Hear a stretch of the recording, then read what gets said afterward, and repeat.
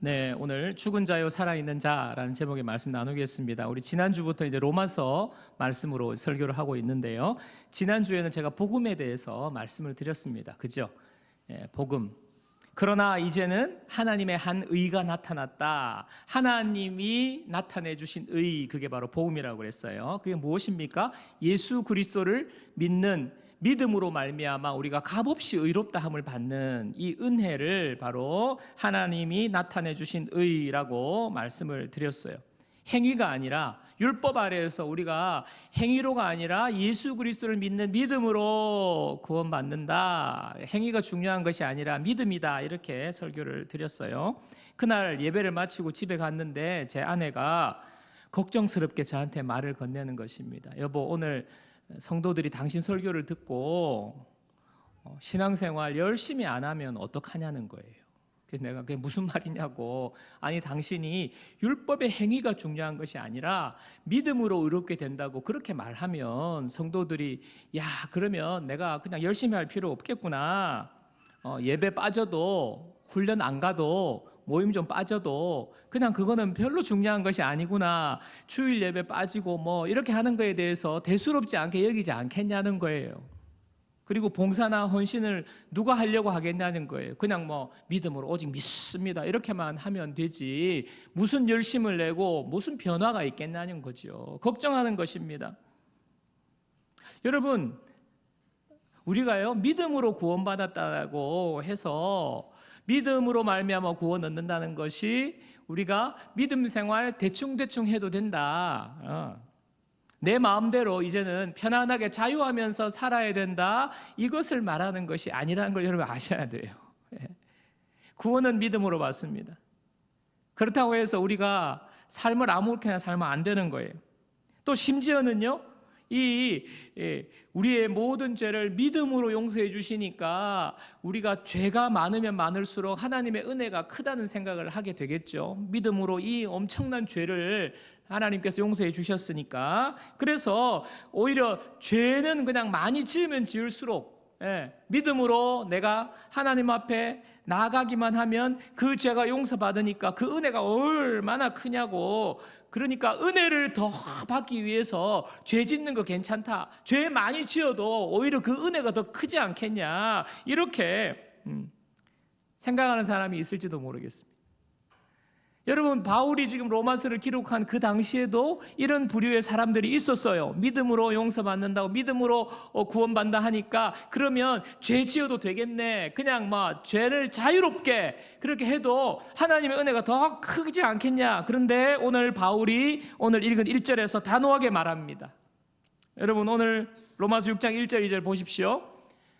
그런즉 우리가 무슨 말을 하리요? 은혜를 더하게 하려고 죄에 거하겠느냐? 그럴 수 없느니라. 죄에 대하여 죽은 우리가 어찌 그 가운데 더 살리요? 여러분, 뭐예요? 믿음으로 구원받은 그리스도인은 삶이 변화되지 않는 것이 아니라 믿음으로 구원받는 그 변화가 삶으로, 행동으로, 증거로 나타난다는 거예요. 그 죄 가운데 있을 수 없다는 거예요. 행동이 변한다는 거죠. 삶이 변한다는 거죠. 제가 설교 준비를 하면서 다른 목사님 설교를 좀 들었는데 그분이 요한복음 8장에 나오는 음행하다가 현장에 붙잡힌 여자를 서기관과 바리새인들이 데리고 온 그 본문을 가지고 설교한 걸 들었어요. 한 여인이요, 음행을 하다가 현장에서 붙잡혔습니다. 서기관과 바리새인들이 예수님 앞에 끌고 왔어요. 그리고는 예수님, 율법에는 이런 여자는 돌로 쳐서 죽이라고 했는데 예수님은 어떻게 생각하세요? 라고 물었어요. 예수님 무슨 말씀하시겠습니까? 물었어요. 그러자 예수님께서 바닥에 뭐라고 글씨를 쓰셨어요. 그게 무엇인지는 성경에 나오지 않습니다. 그리고는 그 글씨 쓴 것을 사람들이 보고 예수님께서 그 사람들에게, 돌을 든 사람들에게 너희 중에 죄 없는 자가 먼저 돌로 쳐라 이렇게 말씀하셨어요. 그러니까 사람들이 양심의 가책을 느껴서 모두 그 자리를 떠나게 되는 일이 일어납니다. 그 여자와 예수님만 남았어요. 그때 예수님께서 여자에게 내가 너를 정죄하지 아니하노니. 용서해 주신 거예요. 돌로 쳐서 죽일 그 현장에서 가늠한 지금도 중동 지역에는 그런 게 엄하지 않습니까? 돌로 쳐맞아 죽을 여자에게 너의 죄를 너를 정죄하지 아니하노라라고 말씀하셨어요. 그리고는 그 목사님이 이렇게 말씀하시더라고요. 그러면 이 여자가 이 이후의 삶이 어떻게 되었겠냐는 거죠. 아싸, 내가 돌에 맞아 죽을 뻔했는데 예수님이 저 돌 든 사람들 다 쫓아내 주시고 나를 용서해 주셨으니, 이야, 진짜 이런 행운이 어디 있나. 다시 가서 하던 음행 계속 해야 되겠다. 이번에는 들켰는데 다음번에는 안 들키도록 진짜 조심하고 그렇게 하던 거 계속 해야 되겠다. 여러분, 그 여인이 이런 생각을 가지고 떠났을까요? 다 용서해 주시니까, 예수님은 용서해 주시는 분이니까. 여러분, 저는 그렇지 않다고 생각합니다. 그 목사님도 그렇지 않을 거라고 말씀하셨어요. 그 여인은요, 아마 마음에 깊은 큰 여운이 울림이 있었을 거예요. 도대체 예수님이 어떤 분이시지? 예수님은 어떤 분이시길래 내 죄를 용서해 주시지? 아마 예수님을 사랑하게 되었을 거예요. 예수님에 대해서 더 알고 싶은 마음이 생겼을 거예요. 아마 예수님이 가는 곳곳에 몰래 따라다녔을지도 모릅니다. 예수님의 말씀에 귀 기울이면서. 여러분, 이렇게 변화되지 않았겠어요? 저도요, 전적으로 동감이 되는 거예요. 여러분, 진짜 은혜를 받은 사람, 진짜 나 같은 죄인을 하나님의 은혜로 믿음으로 구원해 주셨다는 이러한 은혜를 깨달은 사람은요, 이와 같은 변화가 일어나요. 변화가. 다시 옛 생활로 돌아가지 않습니다. 죄를 멀리하게 되고요, 말씀을 사모하게 되고요, 신앙생활을요 더 열심히 하는 사람으로 변화되는 것입니다.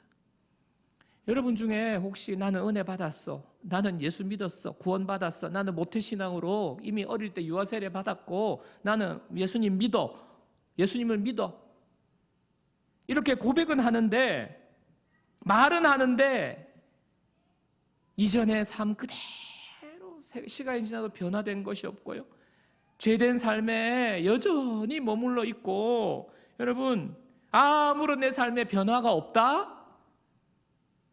예수님을 더 사랑하고자 하는 갈망도 없고, 말씀을 배우고 신앙생활에 열심을 내는 변화가 없고, 겨우 신앙생활 그냥 겨우 주일 성수하는 정도? 그렇게 여러분 유지하고 있다면요, 여러분 죄송하지만 저는요 그 사람에게 이렇게 말하고 싶어요. 그 사람 구원받지 못한 사람, 하나님의 은혜를 모르는 사람이, 믿음으로 구원받지 못한 사람입니다. 진짜 은혜 받은 사람은요 그렇게 살지 않아요. 그래서 야고보서에는요, 행함이 없는 믿음은 죽은 믿음이라고 그래요. 죽은 믿음. 행함이 무엇입니까? 삶의 변화 아닙니까? 믿음으로 구원받은 사람은요 반드시 행함으로, 삶의 모습으로 증거가 나타난다는 거예요. 사랑하는 여러분, 저는 오늘 그래서 본문을 가지고 믿음으로 구원받는 사람에게 나타나는 두 가지 정체성에 대해서 말씀을 나누려고 합니다. 자, 로마서 6장 11절 보세요. 로마서 6장 11절 우리 다 같이 한번 읽어보겠습니다. 다 같이요.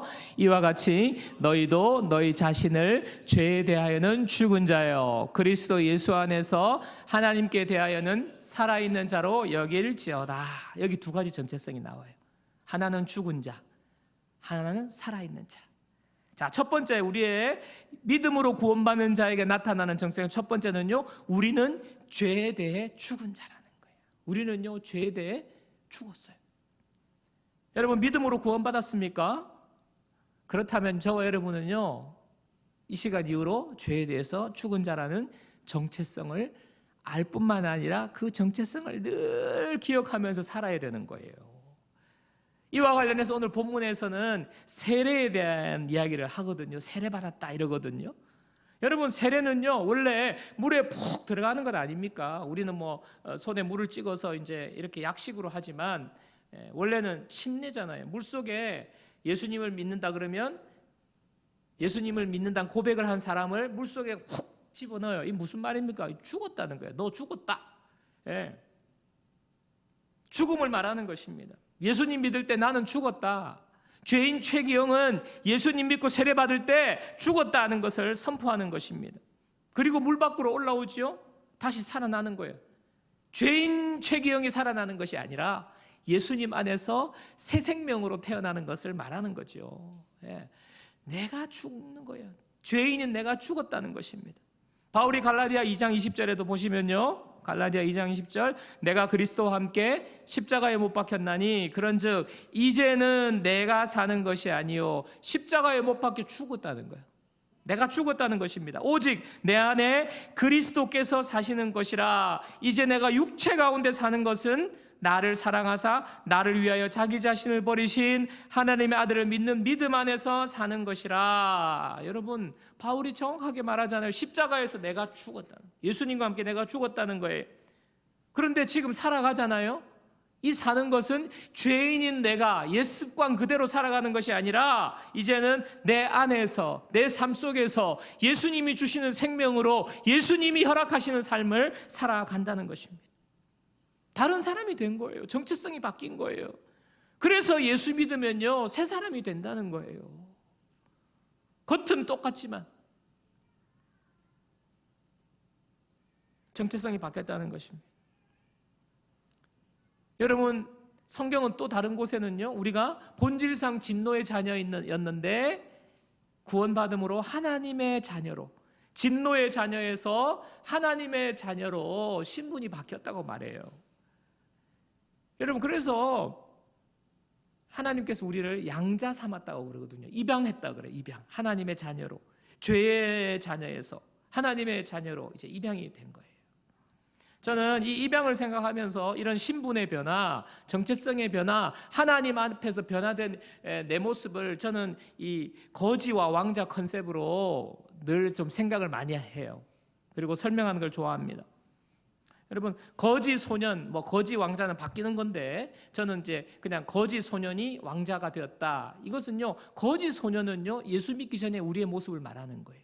그런데 이 거지 소년이 왕자가 되었어요.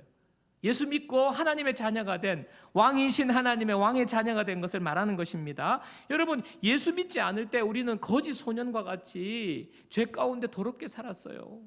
얼마나, 여러분, 노숙 생활을 했으니 거지가 얼마나 더럽겠습니까? 그 냄새하며 그냥 그것은요 2박 3일 정도 그냥 목욕을 시켜야 될 정도로 그런 더러운 소년을 이제 왕자가 되었으니 왕궁에서 그냥 온 사람들이 다 달라붙어 가지고 막 목욕시키고 하지 않았겠어요? 그렇게 하고 새 옷을 입히고, 멋진 옷으로 갈아입힌 다음에 새로운 침실도 마련했을 것입니다. 그리고 매일매일 풍성한 식탁을 차려놓고 식사할 수 있는 그 왕궁으로 들어갔어요. 그런데 밤만 되면 이 소년이, 왕자가 사라지는 것입니다. 무슨 일인가 보니까 밤만 되면요, 자기 방에 깨끗한 침대에서 안 자고 문 열고 왕궁 바깥으로 나가가지고 그냥 흙구덩이에서 거기서 쭈그리고 자는 거예요. 그리고 식탁이 잘 차려져 있는데 거기서 맛난 음식을 그냥 이렇게 품위 있게 이렇게 하지 않고 저 구석에 가가지고 그거 땅에 떨어진 것 그거 그냥 주워 먹고 사는 거예요. 여러분, 이와 같은 모습, 물론 제가 지어낸 이야기입니다만은 여러분, 해오던 습관을 못 버리는 거예요. 어떻게 보면 그게 편한 거예요. 늘 노숙하던 그 몸의 배인, 그래서 자기도 모르는 사이에 그렇게 그 삶으로 가는 것입니다.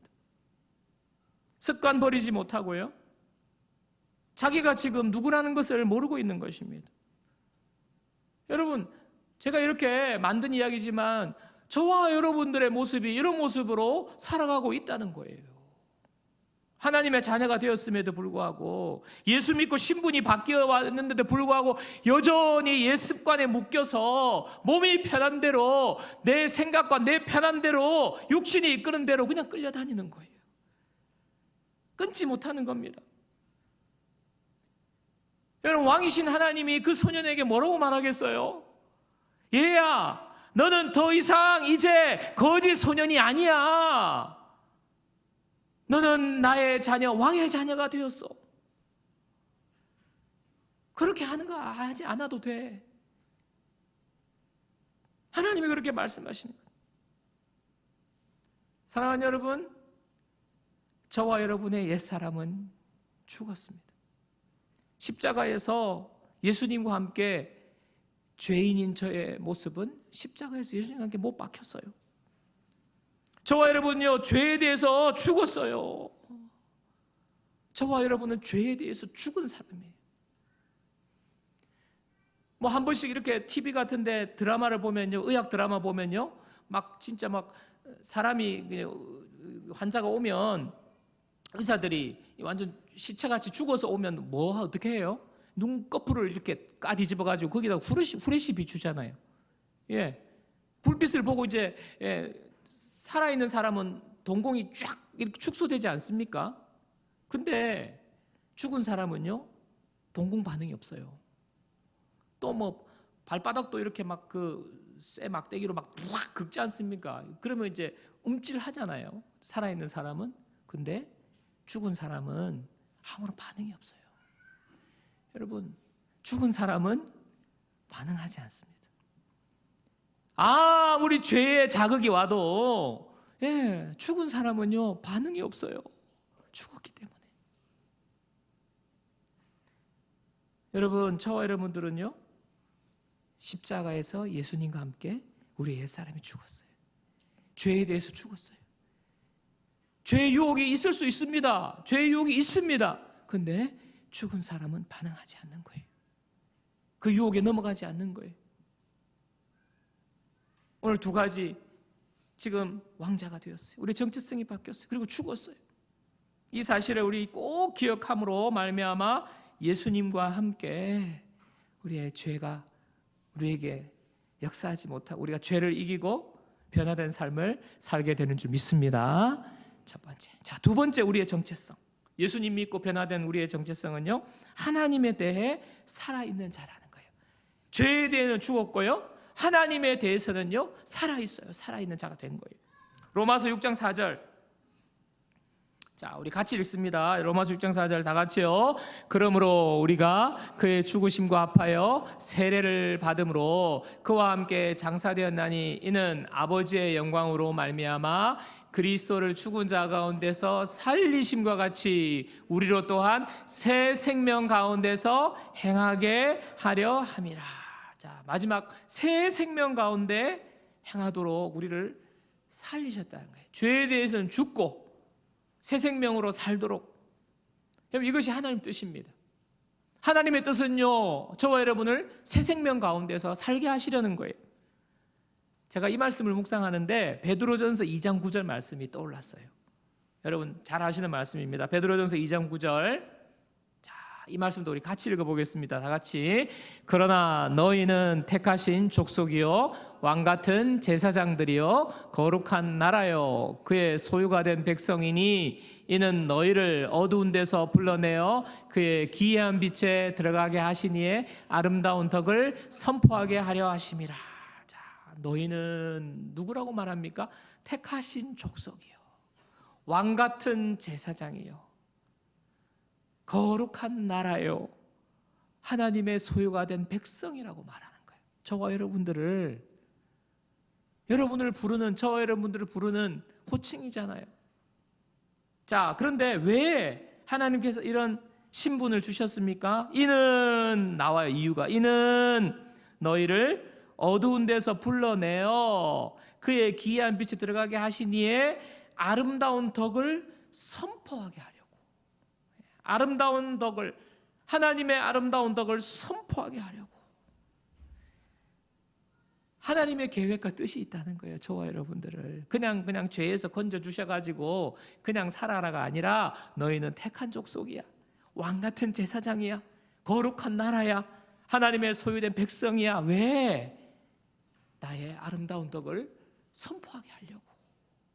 하나님이 우리를 사용하시겠다는 거예요. 하나님께서 저와 여러분들을요 믿음으로 구원해 주신 이유는 죄짓지 않고 거룩한 삶을 살도록 죄에서 건져 주신 것뿐만 아니에요. 그거 중요해요. 죄짓지 않고 거룩한 삶은 중요한데 그저 그 수준에만 머물러 있는, 이것은 죄 아니니까 괜찮아, 이 수준에만 머물러 있도록 하나님이 원하시는 것이 아니라는 거예요. 하나님의 뜻과 하나님의 계획 속에서 하나님의 아름다운 덕을 선포하는 그런 자로 하나님이 우리를 사용하시겠다고 부르신 것입니다. 여러분, 그런 의미에서 여러분 우리가 이 의미를 깨달으면요, 하나님 앞에서 우리는 살아있는 자다, 하나님의 덕을 선포하기 위해서 부르셨다, 이 정체성을 알게 되면요 우리는요 관심이 달라지게 돼 있어요. 이거 죄인가? 아닌가? 이렇게 하면 이건 죄 짓는 거고, 이거 아니면 아니고, 그 수준에 머무르지 않아요. 세상 사람들이 다 하는데 이거 해도 되는지 안 되는지, 이게 죄인지 아닌지, 이거 그냥 늘 이거 그냥 고민하면서 그렇게 살지 않아요. 여러분 죄송합니다. 주초 문제 있잖아요. 술, 담배. 여러분 술, 담배 죄 아니에요. 성경에 죄라고 되어 있지 않으니까. 근데 또 이렇게 말하면 아싸, 우리 목사님이 우리 교회는 이런 데 대해서 스트레스를 안 주는구나 막 이러면서 그래 편안하게 자 지금 김 집사님, 박 집사님 같이 편안하게. 여러분 이 수준이 아니에요. 그게 죄라면 끊어야 되겠다. 죄가 아니라니까. 여러분 그 수준이 아닌 거예요. 그거는요 어린아이 신앙 수준이에요. 어린아이 신앙 수준. 하나님은요 우리를 겨우 죄짓지 않고 아슬아슬하게 그냥 그렇게 살기 위하여서 구원하신 게 아니라 하나님 나라를 위하여서 하나님의 아름다운 덕을 선포하기 위해서 우리를 선택하셨어요. 그리고 우리를 사용하기 원하세요. 우리의 힘과 우리의 능력과 우리의 돈과 우리의 모든 것을 하나님의 덕을 선포하는 일에 하나님을 사용하기 원하시는 거예요. 여러분 각자를 향한 하나님의 뜻과 계획이 있음을 믿으시기를 주님의 이름으로 축원합니다. 하나님의 뜻과 계획이 있어요. 여러분 이건 모른 채 그냥 죄 안 지으면 되고 이거는 괜찮고, 이 소극적인 생활이잖아요. 소극적인 신앙생활 아닙니까? 이렇게 살아가면요 하나님이 너무 안타까워하시는 거예요. 너는 택하신 족속이야, 왕같은 제사장이야, 거룩한 나라야, 하나님의 소유된 백성이야. 내가 너를 통하여서 나의 아름다운 덕을 선포하려고 하는데 겨우 그저 구석에 그냥 주저앉아가 이게 죄인지 아닌지 그냥 이렇게 소극적인 생활하는 거 하나님이 너무 안타까워하시는 거예요. 저는요 요즘 한 번씩 이런 생각 자주 합니다. 죽음에 대해 생각을 자주 해요. 이제 반환점을 이미 돌았어요. 이제 가만히 보니까 50년도 못 살게 생겼어요 앞으로. 그래서 죽을 날을 생각하거든요. 근데 이 생각이 들더라고요. 내가 지금 만약에 내가 오늘이라도 죽으면 나의 가족들이나 나를 아는 사람들이 나에 대해서 그 사람은 어떤 사람이었어 라고 이야기할까? 내가 지금 오늘이라도 죽으면 내 아이들은 나를 어떤 아빠였다라고 말할까? 나를 아는 사람들은 저 최기영이라는 사람은 어떤 사람이었다고 말할까? 또 하나님 앞에 갈 거 아니에요? 하나님 앞에 갔는데 내가 하나님 앞에서 뭐라고 말할까? 무엇을 내놓을 수 있을까? 하나님 앞에?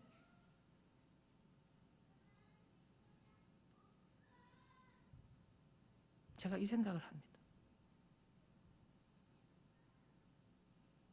여러분 이 생각을 저와 여러분들도 언젠가는 이 상황을 맞이하게 될 거예요. 느슨해지는 마음이 긴장이 확 되는 거죠. 여러분 현대 선교의 아버지 윌리엄 캐리라는 선교사님이 아주 유명한 말을 남겼어요. 여러분 한 번쯤 다 들어보셨을 거예요. 이렇게 말했습니다. 하나님을 위해 위대한 일을 시도하고 그 하나님으로부터 위대한 일을 기대하라. 다시, 하나님을 위해 위대한 일을 시도하고 그 하나님으로부터 위대한 일을 기대하라. 이와 같은 삶을 살라는 거죠. 제가 어저께 오후에 설교를 마무리하고 잠깐 이제 쉰다고 TV를 탁 켰는데 TV에 아마 재방송 같아요. 그 전지적 참견 시점인가? 그 재방송이 나오는데 박세리가 나오더라고요. 박세리 선수 아시죠? 박세리 선수가 스태프들을 데리고 미국으로 출장을 갔어요. 왜 갔냐 보니까 미국의 골프장들을 이렇게 LA에 있는 골프장들을 이렇게 답사를 하더라고요. 왜 하냐 보니까 박세리 선수가 개인적으로 미국에 대회를 열려고 지금 준비하고 있는 거예요. 왜? 한국에 있는 우리 후배들, 꿈나무들을 비롯한 선수들이 LPGA에 가야 미국에서 할 수 있잖아요. 근데 그 선수들을 미국의 큰 이 LPGA 선수들이 하는 이 골프장에서 경험을 시켜주려고 지금 이런 계획을 가지고 있다는 거예요. 그래서 골프장도 확인하고 숙소도 확인하고 다 확인하더라고요. 그러면서 대단하다 생각을 들었는데, 근데 제가 이야기하는 도중에 굉장히 감동을 받은 부분이 있었습니다. 이게 뭐냐면 보통은요 대회를 하면 한 150명 정도 선수를 참가 선수를 초청하는데 자기는 한 절반, 한 70명 정도 초청해서 하겠다는 거예요. 그리고 중요한 것은요, 이 참여하는 70명 모두에게 상금을 주기로 했다는 거예요. 상금을. 여러분, 우승 상금 2등, 3등 모르겠습니다. 150명이 다 받지는 않잖아요, 선수들이. 근데 70명 초대해서 70명 모두에게 상금을 주겠다는 거예요. 꼴등에게도 상금이 있어요. 그래서 사회자가 그래도 대충 꼴등이 얼마입니까? 최저가 얼마입니까? 물으니까 막 조심스럽게 말하는 게 1,000만 원이라는 거예요. 1,000만 원. 70등이 1,000만 원 받아요. 참가만 해도 꼴찌가. 여러분, 최소 1,000만 원으로 하니까 7억이에요. 7억. 근데 1,000만 원, 2,000만 원, 3,000만 원 이렇게 올라가면 어떻게 돼요? 최소 7억 이상이. 와, 제가 감동을 받았어요. 그래서 이 박세리 선수가 정말 골프를 사랑하는구나. 골프를 사랑하는구나. 골프하는 후배들을 사랑하는구나. 감동이 밀려오는 거예요. 여러분, 제가 박세리 선수 슈퍼 리치라서 제가 감동받은 거 아니에요. 돈이 많다고 감동받은 거 아니에요. 이 선수가 골프를 너무 사랑하고 그래서 자기 돈을 거기다가 투자하는 것 아닙니까? 여러분, 그것만 봐도 그 일이 의미 있고 저는 골프를 잘 모릅니다만은 그 의미 있는 일이잖아요. 골프 선수 입장에서 의미 있고 가치 있는 일이고 얼마나 유익을 주는 일이에요. 여러분, 돈이 많다고 감동이 되는 게 아니에요. 부자라고서 감동이 되는 게 아니에요. 골프를 위하여서 위대한 일을 지금 시도하는 것 아닙니까? 여러분, 하물며 하나님을 위하여서 우리가 위대한 일을 시도하는 것, 정말 그것이 얼마나 의미 있고 가치 있고 놀라운 일이 될까요? 하나님이 지금 그 일을 위하여서 우리를 부르셨어요.